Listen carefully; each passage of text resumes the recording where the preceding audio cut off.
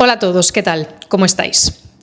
Bueno, en el vídeo de hoy me gustaría explicar una serie de cosas que son obvias para mí, pero no son evidentes para los estudiantes que aprenden español, como es lógico. Entonces, el objetivo del vídeo de hoy es que aprendamos a consumir contenido en la red de una forma un poco más consciente, de una forma lingüísticamente consciente.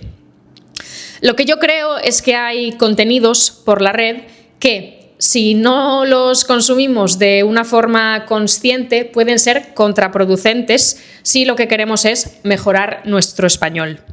Así que con el vídeo de hoy creo que os voy a hacer un favor muy grande. Entonces, sé que lo que voy a decir es un poco polémico, pero me parece que todo contenido para estudiantes que no respete el ritmo natural del español es contraproducente.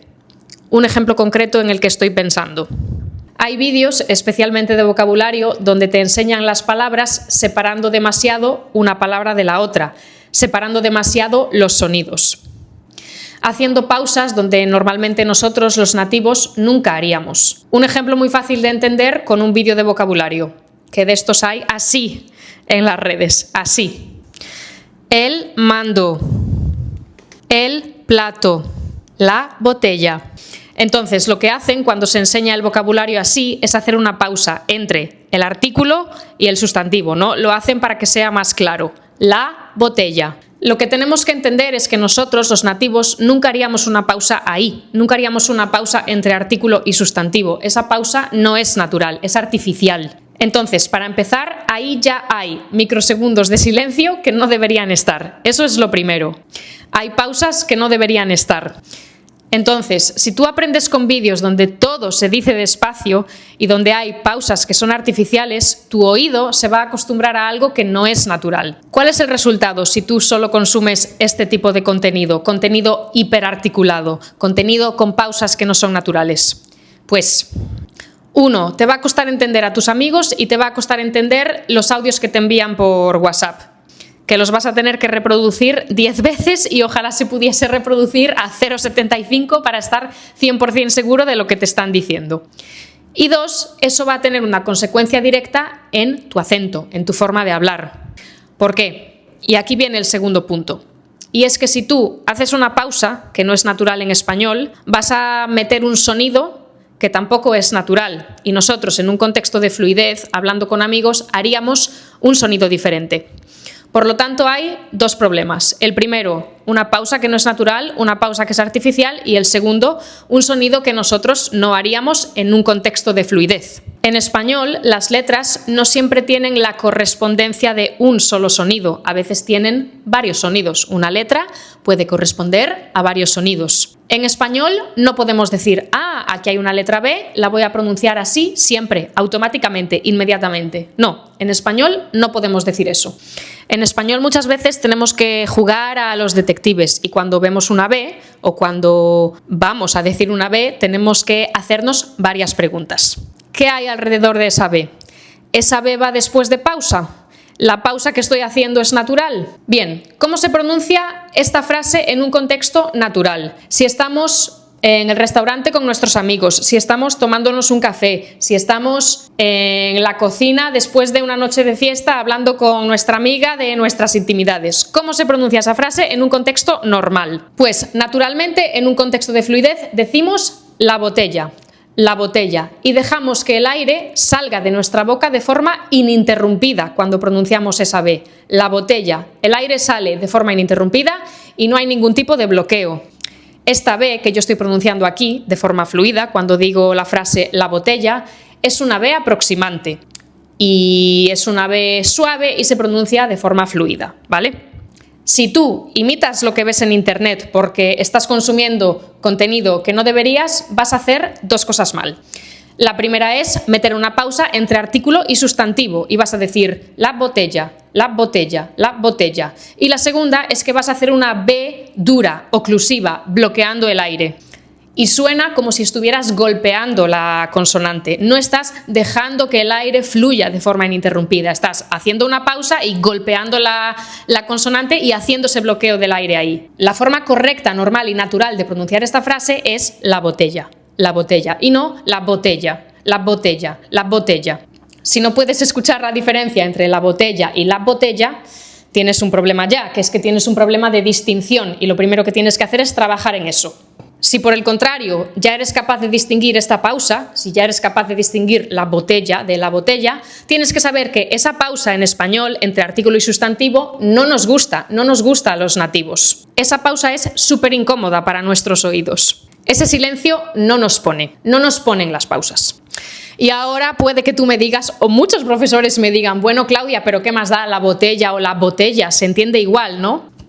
Y sí, claro que lo entendemos y claro que tú lo entiendes, porque es una frase cortita de 2 palabras y seguramente no tengas problema en una frase así, breve. Pero en una frase más larga, donde tus amigos se están interrumpiendo todo el rato, te aseguro que vas a perderte si no entrenas tu pronunciación y si no entrenas tu oído. Y en ese contexto donde tenemos que reaccionar rápido, no podemos permitirnos el lujo de no entender bien cómo funciona la mecánica del español. Si estás obviando aspectos tan importantes de la pronunciación en español porque 1, crees que no es importante o 2, nunca te lo llegaron a enseñar, la única opción que vas a tener en un contexto así, entre españoles, que nos interrumpimos todo el rato, es hacer así, darle vueltas con la cucharita mientras ves el fondo de la taza de café, deseando que la conversación acabe.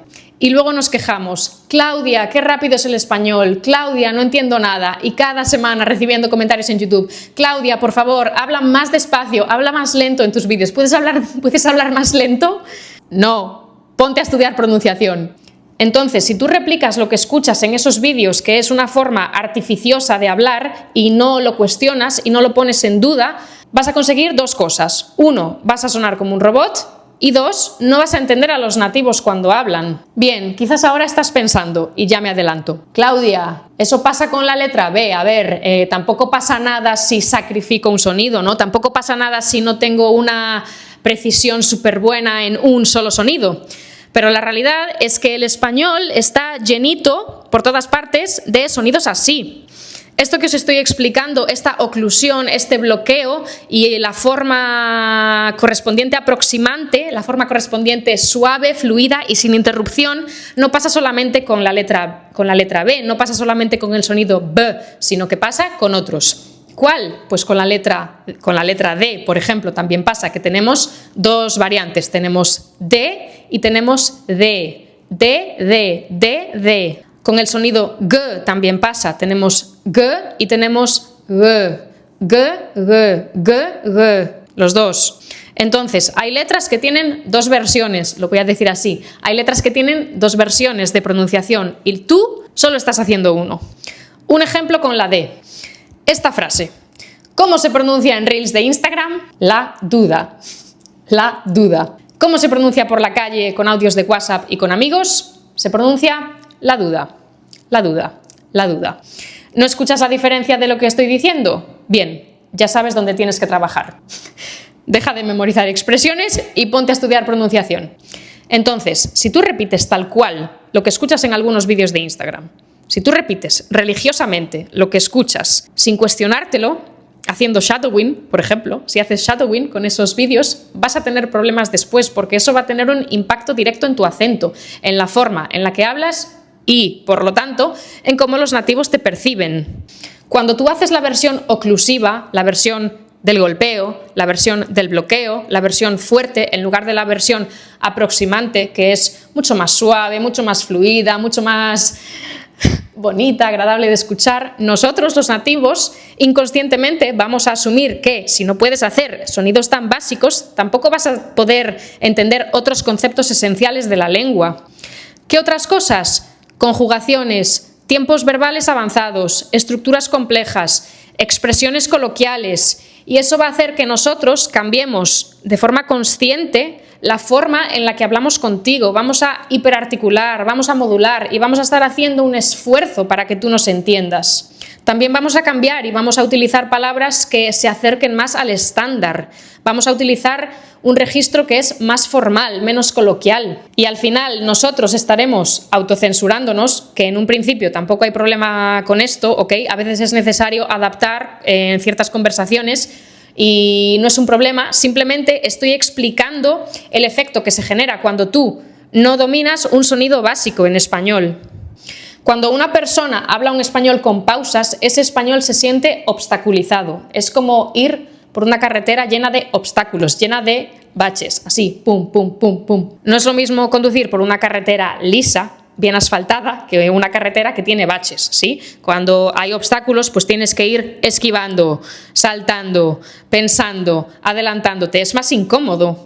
Y cuando esto es así, cuando una persona no domina algo tan simple como la diferencia entre las oclusivas y las aproximantes, los nativos entramos en el modo profesor-estudiante y no en la dinámica persona a persona.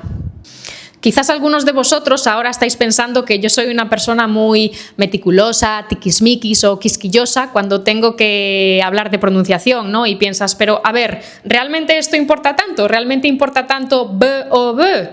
Solo es un sonido, o dos, o tres. Puedo prescindir de pronunciarlos bien. Y te dices a ti mismo, ¿qué más da? La gente me entiende, mi acento ya es lo bastante bueno. ¿Qué más da si digo d o d? ¿Qué más da? No importa. Mi español no va a cambiar mucho, pero la realidad es diferente.